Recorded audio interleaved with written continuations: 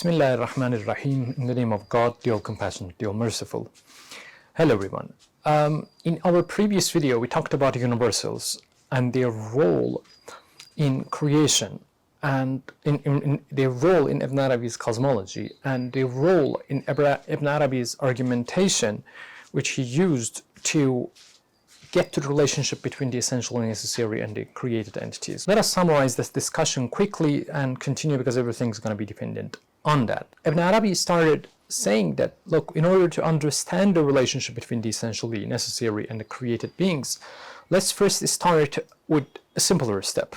The universals, the ideas of existent entities that exist in the external world, in human mind, like humanity, like generosity, and from there move to the relationship between existent entities and existent entities, which is too simple. And the third and last step is establishing the relationship between the essentially necessary and the created entities. And we saw how fixed entities fit in here and what their differences are compared to the fixed entities ayana thabita. Normally, this session I was going to be recording the next part where Ibn Arabi talks about God as being the first and the last and the outward and the inward. But I realized that the discussion I had put at the end of the previous video is only too important to be summarized like that. In this video, I'm going to be dissecting a very important passage in chapter 1, which we have generally gone through, but we're going to dive deep into what is going on there. Discussing the essentially necessary and the created entities, existent entities, or what Ibn Arabi calls coming into being. I will use coming into being synonymously with created existent entities. Ibn Arabi says, for every entity to come into being, it depends on another, but it cannot go ad infinitum. It cannot go back infinitely. There must be a first cause, but the first cause must be essentially necessary. Wajib al-wujud lidhatihi, because if it was not essentially necessary, it would depend on yet another being. So from there, we started talking about the divine essence, saying that divine essence is the essentially necessary. Now, what we didn't discuss in the previous video was the technicality that there is in just this particular sentence. Ibn Arabi writes, وَهُوَ الَّذِي أَعْتَى الْوُجُودَ بِذَاتِهِ لِهَذَا الْحَادِثِ فَانْتَسَبَ إِلَيْهِ وَلَمَّا اقْتَضَاهُ لِذَاتِهِ كَانَ وَاجِبًا بِهِ. Here Ibn Arabi is saying that he, that is, we are directly talking about divine essence, the essentially necessary. The essentially necessary, he, is someone who grants, who gives existence through his essence to what? To the created beings.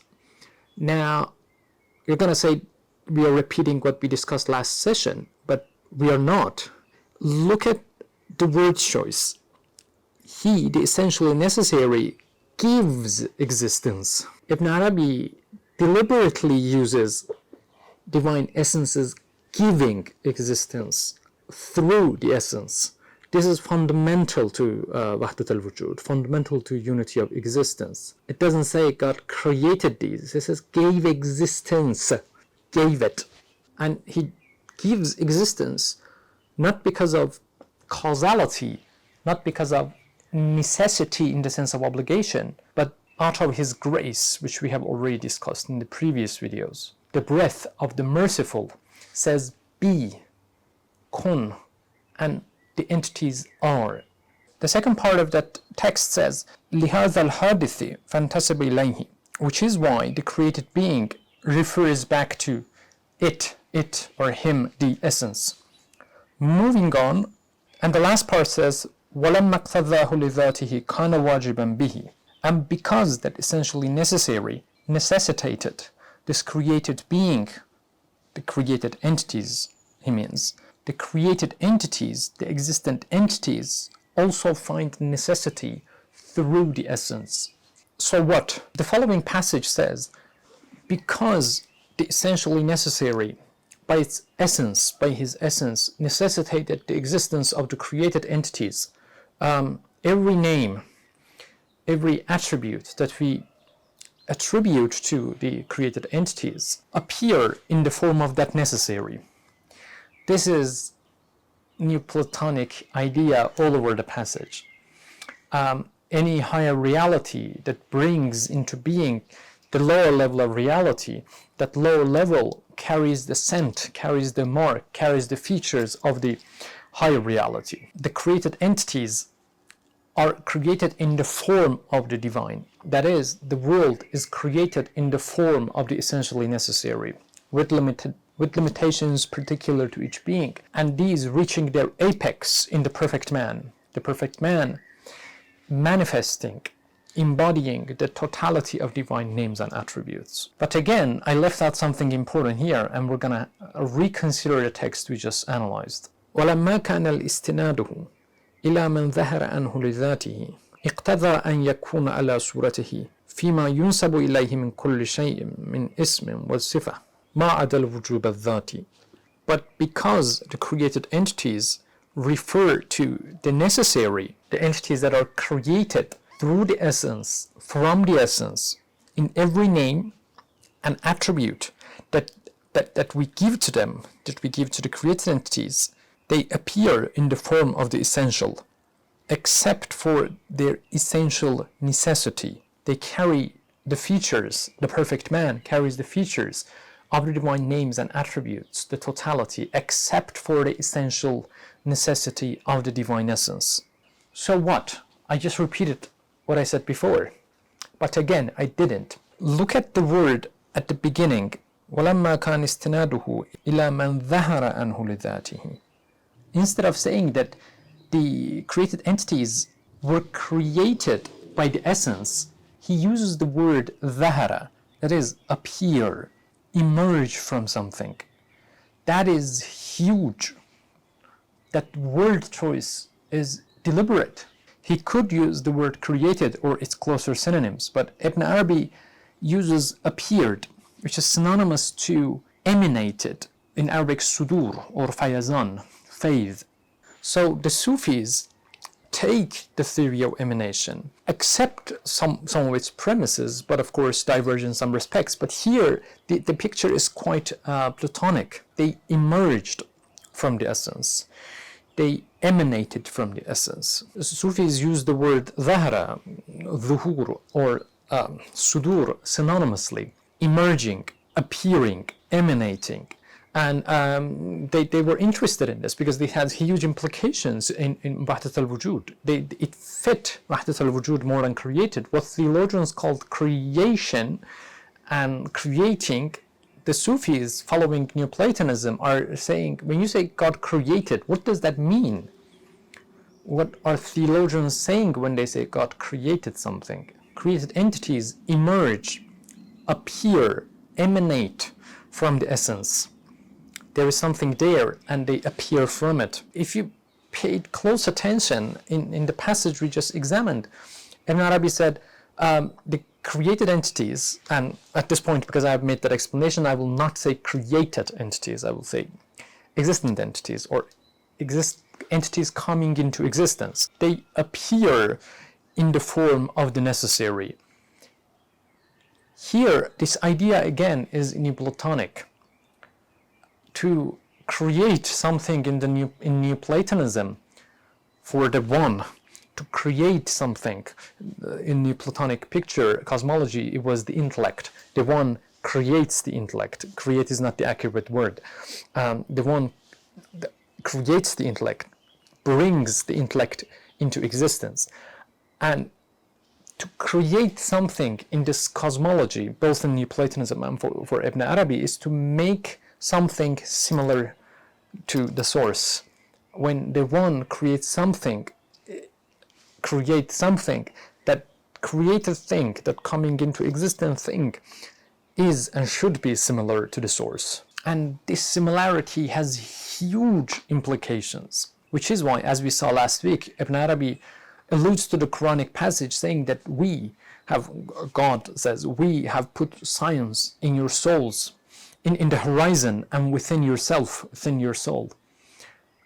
Here, Ibn Arabi alludes to this Quranic passage saying that Quran is teaching us, God is teaching us, in order to know and recognize the divine, we need to contemplate the creation and the similarities that the coming into existent entities carry with them. These similarities, I'm emphasizing, are precisely why we are asked to contemplate the nature. You look at a tree, you look at the mountain, you look at the sky. No, they are not God, but they carry similarities. God is a transcendental being, but everything that is created carries his scent in a limited sense through his names and attributes. Did you realize what just happened? It was world-shaking, especially in Islamic thought, which did not notice this. They did not spend enough energy on this. And what? God invited human beings to examine nature with in a theistic framework. To understand God, you need to understand nature. To understand God, you need to contemplate the horizon, nature, and ourselves. From created knowledge, we get to the knowledge of the essentially necessary.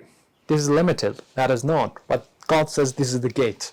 And Ibn Arabi puts his finger exactly on that point. This is why for Sufis, for those who realize the truth of Wahdat al-Wujud, the truth of God's emanation, the manifestations of divine names and attributes, they felt a father-son relationship with the nature.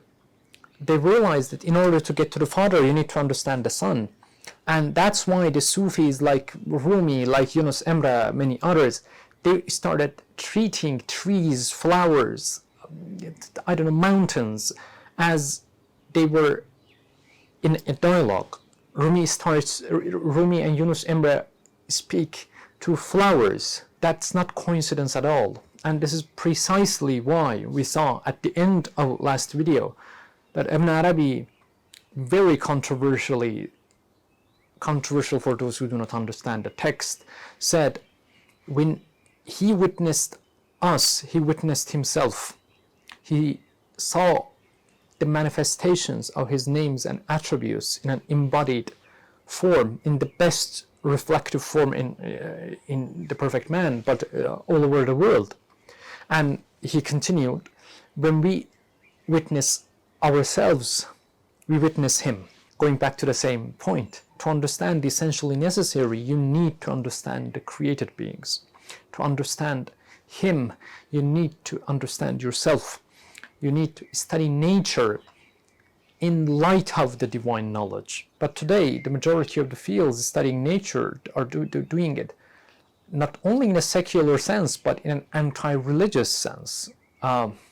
We get theories saying, look, because nature is such and such, there is no God. Where should be right the opposite? And because we have that in Islamic thought, we had like these texts, these Quranic passages, we should have been able to develop argumentations from nature in a much more potent sense. Now, I will stop here. I think I have already given lots of things for you to contemplate. Although I just repeated the text that we studied before, but you already saw that even one word for Ibn Arabi is like an ocean, and you read it 100 times, you don't realize what's going on, and then somebody comes and explains it to you. And I'm not bragging, I'm talking about the commentators. In what follows in the passage, Ibn Arabi repeats what he said, but in a new light. The multiplicity that we see in the world, there is one reality that unites all multiplicity, and that reality is existence. They all exist. But they also differ from one another concerning one thing, and that thing is their mode of existence. The coming into beings are contingent on the essentially necessary. They depend on the essentially necessary, but the essentially necessary does not. That is their difference.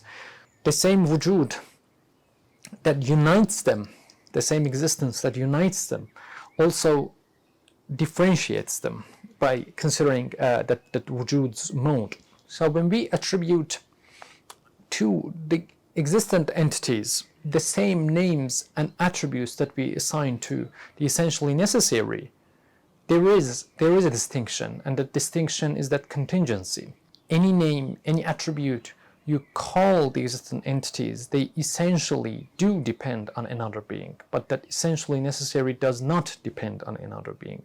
That's what distinguishes them, and that's what saves Ibn Arabi and many other Sufis from theologians calling them heretic, because they are equating God with the created beings. They are not. They are just pointing to something very subtle. And many theologians have unfortunately missed that. That's why they start calling all these thoughts heresy. In the next video, we're going to be talking about the first and the last, the outward and the inward. Until then, prepare your questions, and we're going to be discussing them in our live stream. I hope this video helped you. Thank you for watching. See you next time.